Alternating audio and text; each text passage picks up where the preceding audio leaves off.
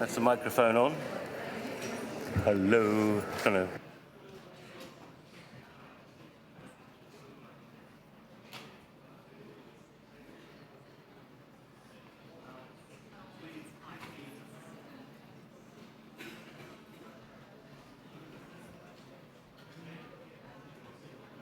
Yeah.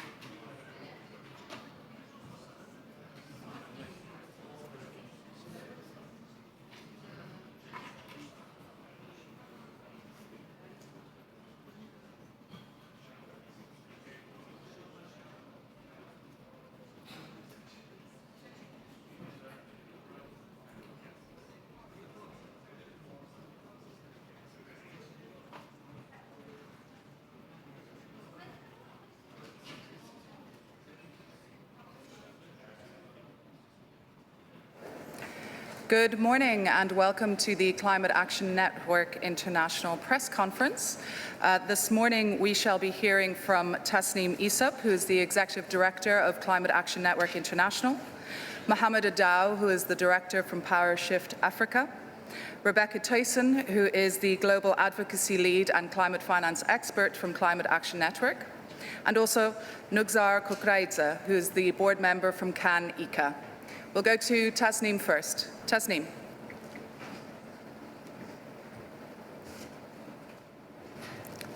Hello, everybody. Welcome to the first day of COP29. I'm sure it's going to be an interesting and challenging COP. And certainly, we come into this COP knowing that this will be a COP all about the numbers. This is the finance COP. And so there are a few important numbers that we need to keep top of mind while we are here. Let's start. It is 404 days of a genocide in Gaza.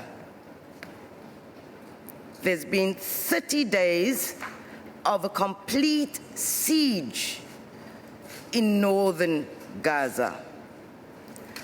Over 43,000 dead in Gaza. 70% are women and children. Age 5 to 9 is the single biggest age category killed in Gaza. There have been over 3,000 killed in Lebanon since October.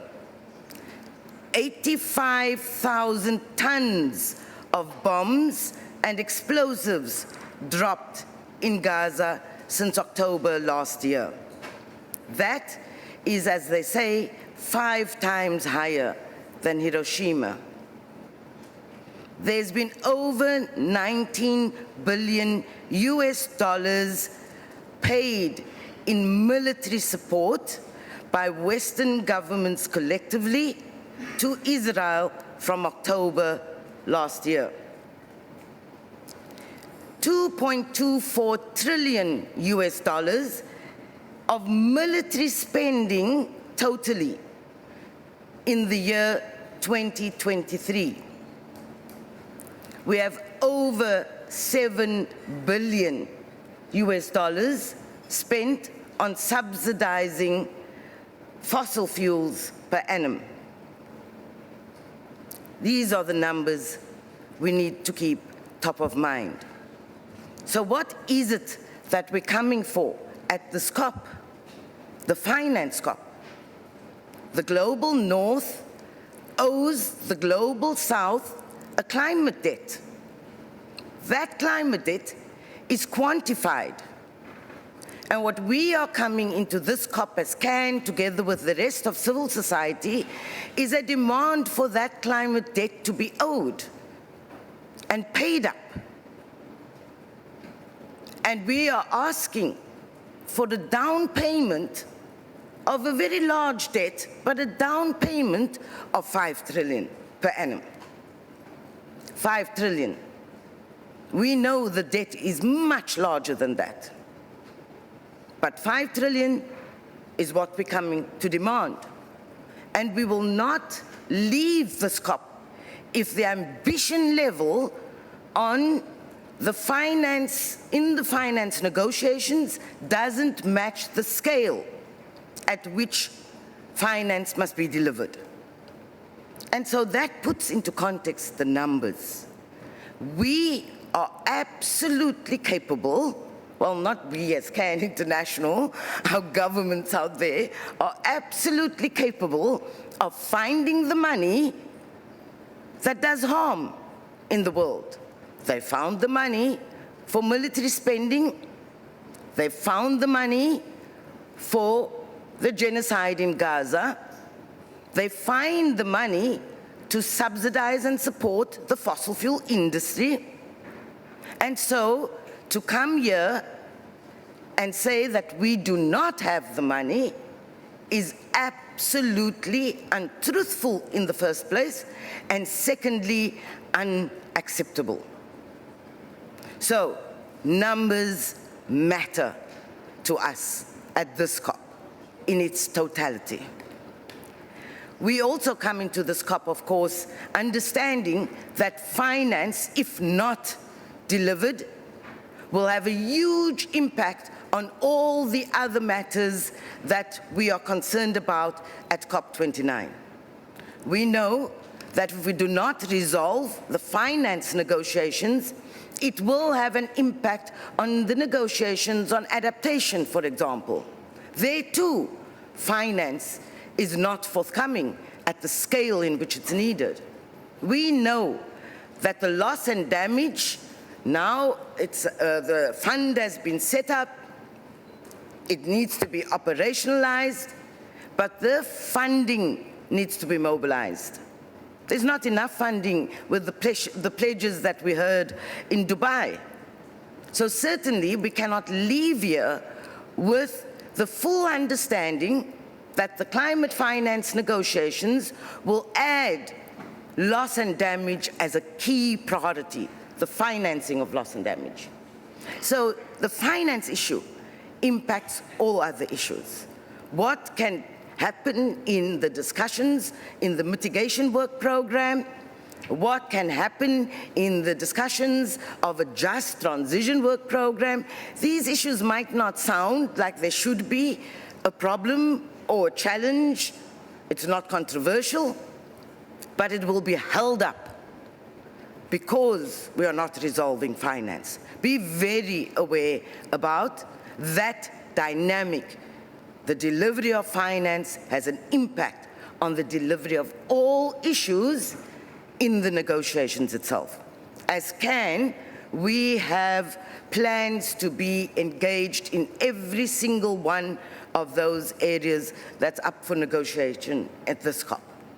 We're also very, very clear that it's been too long that the global South has had to sit back and listen to the consistent arguments by the global North about them not fulfilling their obligations in terms of both the Convention and the Paris Agreement. We will be hearing all the stories that distract us from the main objectives. You know, the world has changed, there are more rich nations, we need others to pay up, etc. Takes us away from what is key, that the global North has an obligation to pay the global South to be able to do climate action. That's what we're here for. Remember the numbers in its totality. Thank you very much.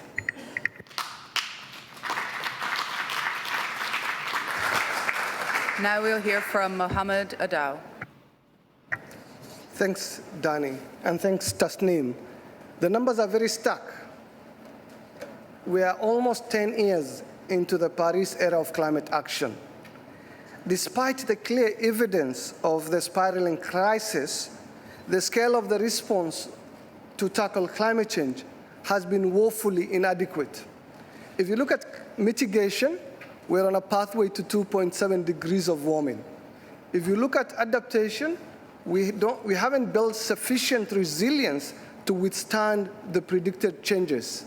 And now the biggest issue is finance. The financing gap has been growing, and this year, as you've heard from my colleague, this is the year of finance.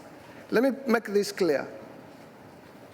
The currency of the Paris Agreement is the NDCs, the nationally determined contributions, or the national climate plans. But to be able to actually deliver on those climate plans, you need finance.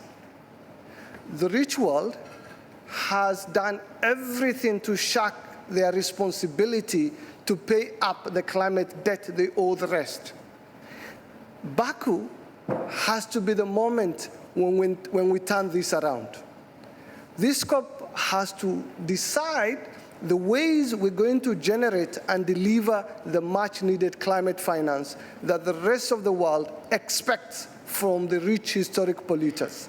You can't let a global minority that is also the wealthiest, that has largely grown rich, in part by polluting the planet without facing the cost of doing so, to get away with their responsibility.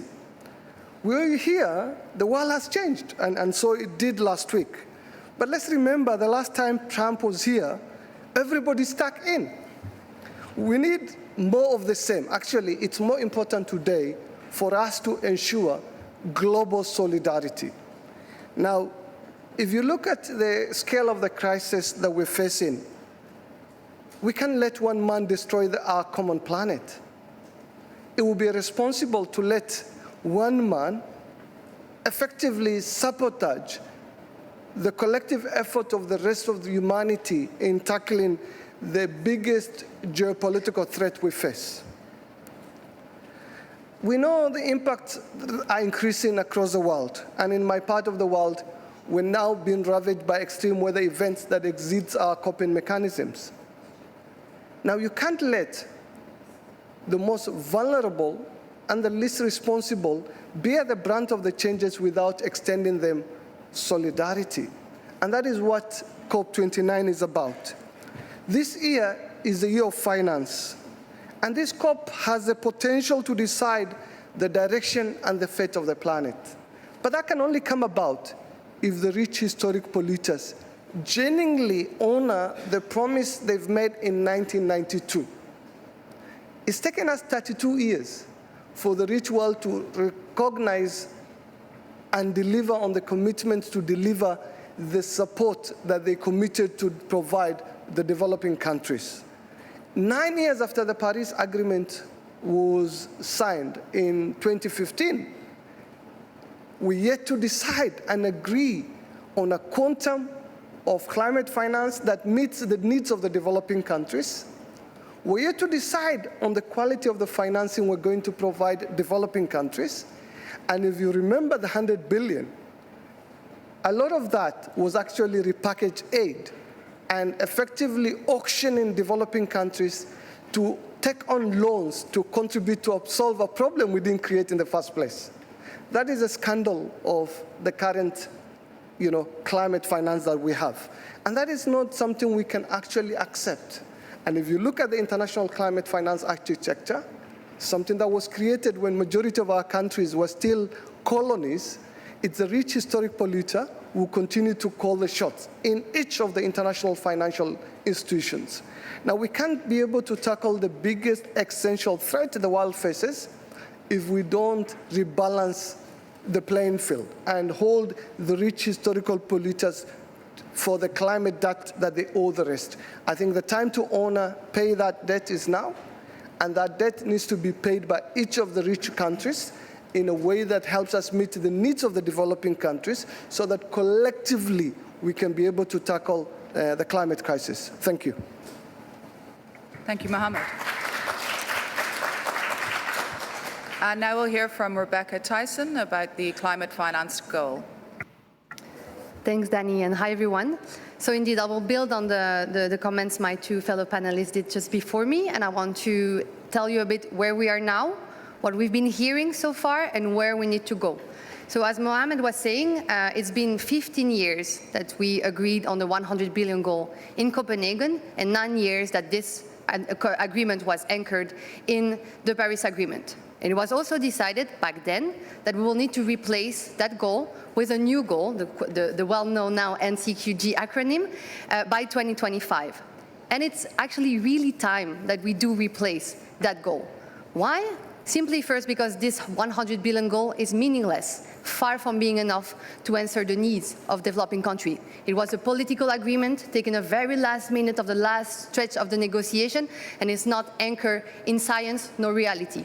Why we need to replace it? Because it's a debt burdening goal that's actually made of 70% of loans, as Mohammed was alluding to. And when you look at the detail of the number, we're actually reporting those loans, when I say we, the OECD countries, at face value. So they're making the numbers look way bigger than they actually are in the reality. When you look at the grants component of those numbers, we are actually between 28 to 32 billion in 2022. Well, this was supposed to be the year where developed countries claim to finally have reached the 100 billion goal. And I could go on and on and on.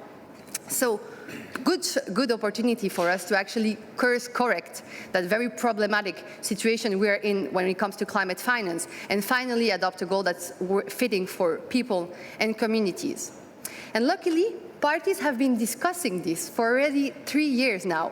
11 technical dialogues, 3 meetings under the ad hoc working program, 5 high-level ministerial, 1 pre-COP that focused specifically on this.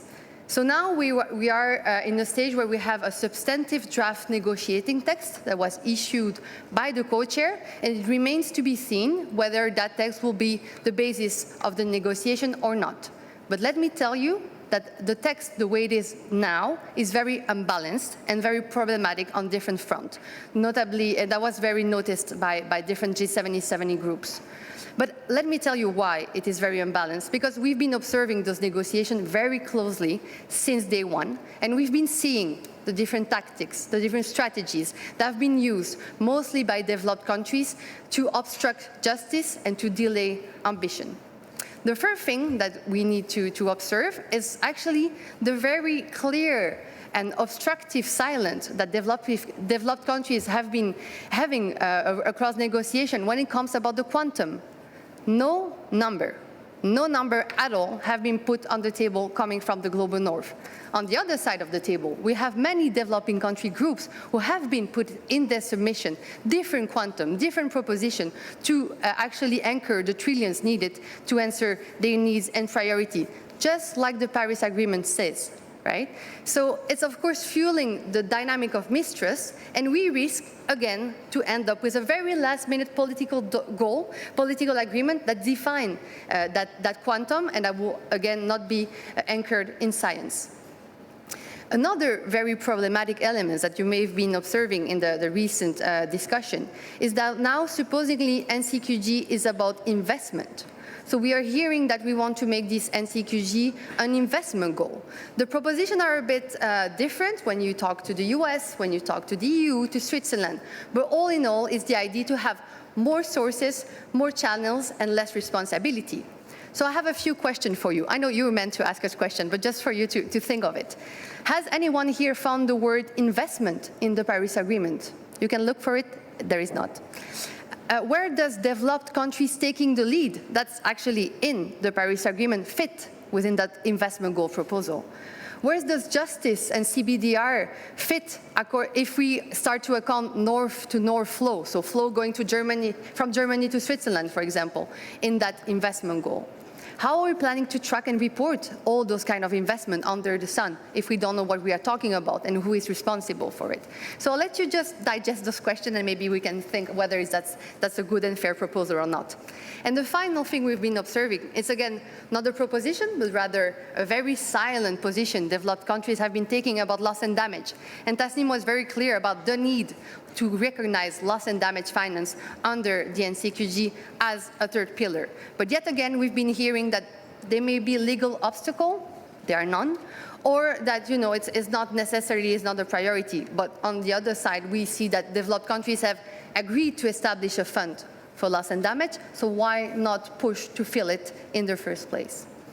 So it's kind of a dark picture I'm painting you now, but luckily we have a lot of propositions and we know what needs to happen within the 2 weeks to make this goal work for people and communities. So you heard about the climate debt framing, and that's really the moral framework we are operating in when we speak about the NCQG. But so the first thing that we need to be all clear on is the structure of this goal. And luckily enough, again, we have the Paris Agreement that gives us everything we need to set a clear and workable goal. So as CAN, we focus specifically on the part that's about the public provision core. And when we say core, we speak about the core of a mango, not an apple, if you know what I mean. So a core that's substantive, that's meaningful, that is actually working also at the scale of the needs in the scale of minimum 1 trillion, covering mitigation, adaptation, and of course, loss and damage.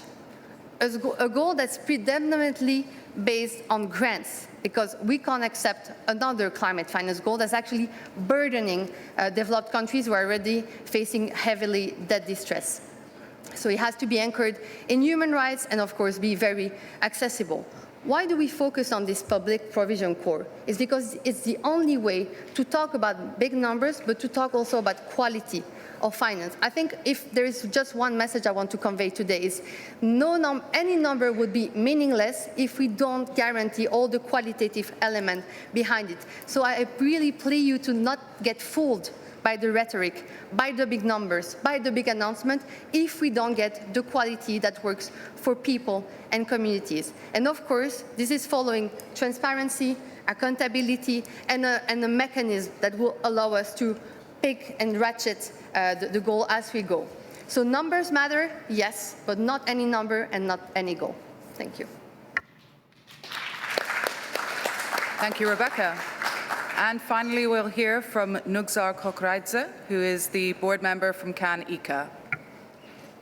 Thank you very much. I am Nugzar Kokreidze, head of the board of Climate Action Network in Eastern Europe, Caucasus, and Central Asia. Hoş geldiniz. We welcome you in our region, in beautiful Baku and the nice country of Azerbaijan, and which is hosted the COP29.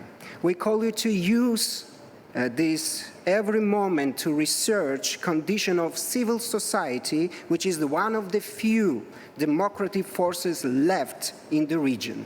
Human rights issues are sensitive for the Azerbaijan. In 2023, human rights concerns remain prevalent, with the government severely restricting freedoms of expression, assembly, and association. This crackdown on civil liberty has only deepened. Many cases highlighted by Human Rights Watch in its report for the 2023 to show this reflect to the trend. Therefore, international support for civil society in our countries is absolutely essential. It keeps monitoring efforts alive, drives advocacy, and pushes for the transition away from the dirty energy to the renewables. Without the participation of the civil society, climate action will be weak, and relevant results for the COP29 also will be under the question. At the same time, we must emphasize that Azerbaijan is not the only country with human rights violation and limitation on civil society activities in our region. It's important to remember that COP29 is an event of great regional importance for the entire region. As our region, with many shared challenges, hosting a climate COP for the first time in the history of climate negotiation. Sadly, we have observed increasing restriction on civil society organization across the region over the past decade. Government rhetoric often labels NGOs as an anti-government or foreign agents, creating a hostile environment. Because of these, many activists had to leave the country because of the fear of the persecution. In terms of much needed phase-out fossil fuels in this region, having COP29 take place in Azerbaijan is an opportunity to bring about a change. 6 countries in the region are among the top 25 globally for the highest share of GDP spent on the fossil fuel subsidies, which Uzbekistan leading at 32%. This could allow redirecting public funds from the fossil fuels to renewables and ensuring vulnerable countries receiving grants, not loans, from the global north. And our demands are clear. Redirect public funds from the fossil fuels and nuclear energy to renewables, increase grant-based funding for the vulnerable countries, support democratic process in the countries. Democratic process and civil society must be baked to localize investment and increase credibility, ensuring that activists can continue their work safely even after COP29 concludes.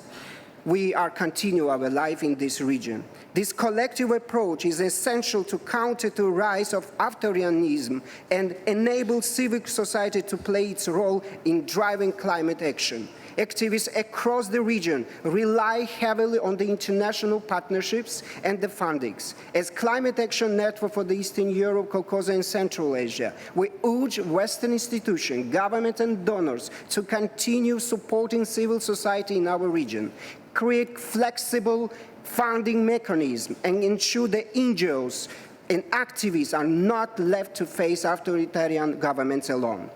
COP29 represents a gesture of trust from the international community towards Azerbaijan. We cautiously hope that Azerbaijan will, in turn, improve freedoms, enhance civic engagement, ensure the inclusive participation of all registered activists, and position itself as hub for the genuine green solutions. Thank you. Thank you, Nuksar. And that concludes our Climate Action Network press conference. We have issued just today a report building on what Nuksar was talking about, called Climate Talks and the Chilling Effect, Repression on the Rise. This looks at the impacts of intimidation, killings, repression, and so on that has been happening towards climate activists, journalists, scholars, and so forth, going back to COPs in Egypt, in Dubai, in Poland, in Scotland, and also looking at the riots and protests that have been happening in Kenya and also in Germany when it comes to trying to protest and demonstrate. We will be outside to answer questions. Thank you. Thank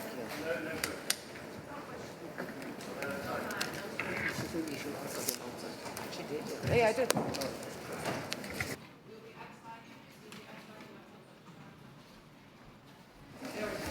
We'll be outside to answer questions.